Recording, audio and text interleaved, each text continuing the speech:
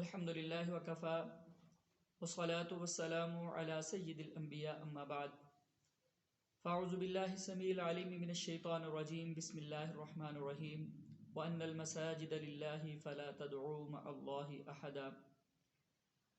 اس بات پہ گفتگو ہو رہی تھی، پچھلے لیکچر میں ان لوگوں کا تذکرہ ہوا تھا جن کو اللہ تعالیٰ قیامت والے دن اپنے عرش کا سایہ نصیب فرمائیں گے۔ ان میں سے 7 قسم کے لوگوں کا تذکرہ جو ہے وہ اس حدیث مبارکہ میں آیا ہے۔ پہلا آپ نے فرمایا تھا الامام العادل، عدل کرنے والا امام۔ پھر آپ نے فرمایا وشاب نشا بعبادت اللہ، وہ نوجوان جس کی جوانی اللہ کی عبادت میں گزرتی ہے۔ تیسری قسم کے وہ لوگ ہوں گے جن کو اللہ تعالیٰ اپنے عرش کا سایہ نصیب فرمائیں گے۔ ورجل قلبہ معلق فی المساجد، وہ شخص جس کا دل مسجد میں اٹکا رہتا ہے، یعنی مسجد کے ساتھ پیار کرنے والے، مسجد کے ساتھ دل لگانے والے، مسجد کا خیال کرنے والے اور مسجد میں سکون حاصل کرنے والے جو لوگ ہیں، ان کو اللہ تعالیٰ اپنے عرش کا سایہ نصیب فرمائیں گے۔ تو اس کے بنیادی طور پہ 2 مطلب ہیں اس جملے کے کہ اس کا دل مسجد میں اٹکا رہتا ہے۔ ایک تو اس کا مطلب یہ ہے کہ اس کو مسجد میں سکون ملتا ہے، اس کو یہی تمنا رہتی ہے، اس کو یہی ہر وقت طلب رہتی ہے کہ کب نماز کا وقت آئے اور وہ جا کے مسجد کے اندر نماز ادا کرے، یعنی مسجد میں ہوتا ہے تو اسے سکون ملتا ہے، مسجد سے باہر نکلتا ہے تو اس کو بے چینی کی کیفیت پیدا ہوتی ہے۔ تو یہ جو کیفیت ہے نا انسان کی، یہ ظاہر بات اس کو ڈیولپ کرنے کے لیے بھی انسان کو کچھ ایفرٹ کرنا پڑتی ہے، مسجد میں وقت گزارنا پڑتا ہے، عبادت میں دل لگانا پڑتا ہے، پھر یہ کیفیت ملتی ہے۔ اور جب یہ کیفیت حاصل ہو جاتی ہے تو اللہ تعالیٰ پھر ایسے لوگوں کو اپنے عرش کا سایہ نصیب فرمائیں گے۔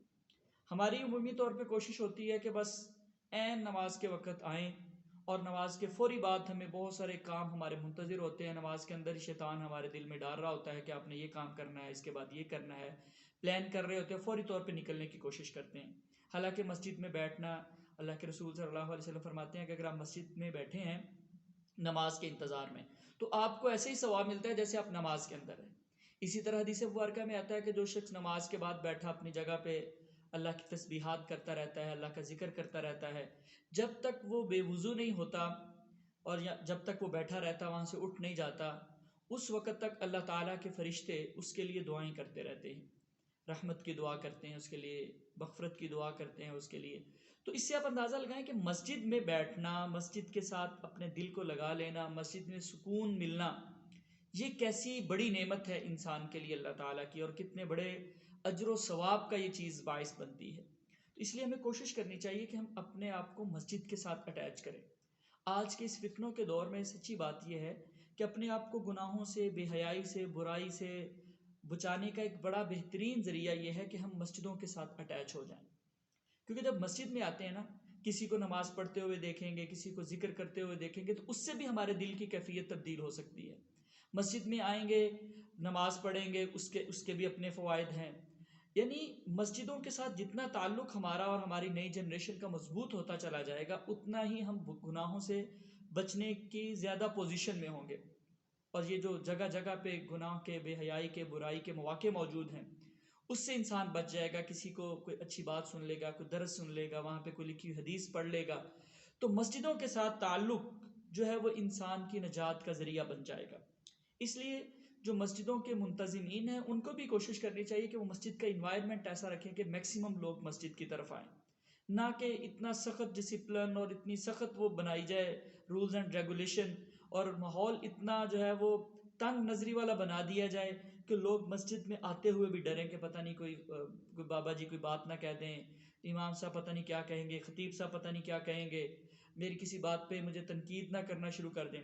تو لوگوں کو ویلکم کیا جائے مسجد میں، لوگوں کا مسجد کے ساتھ تعلق قائم کیا جائے، مسجد کے زیر اہتمام ایسی ایکٹیویٹیز کروائی جائیں جن سے لوگوں کا تعلق مسجد کے ساتھ مضبوط ہو۔ وہ سماجی بھی ہو سکتی ہیں، ان کی اپنی جو پرسنالٹی ڈیولپمنٹ کے ریلیونٹ چیزیں ہو سکتی ہیں، اور ان کی گرومنگ کے حوالے سے چیزیں ہو سکتی ہیں۔ تو بہرحال ایسے پروگراموں کا اہتمام کیا جائے تاکہ لوگوں کا مسجد کے ساتھ تعلق مضبوط ہو۔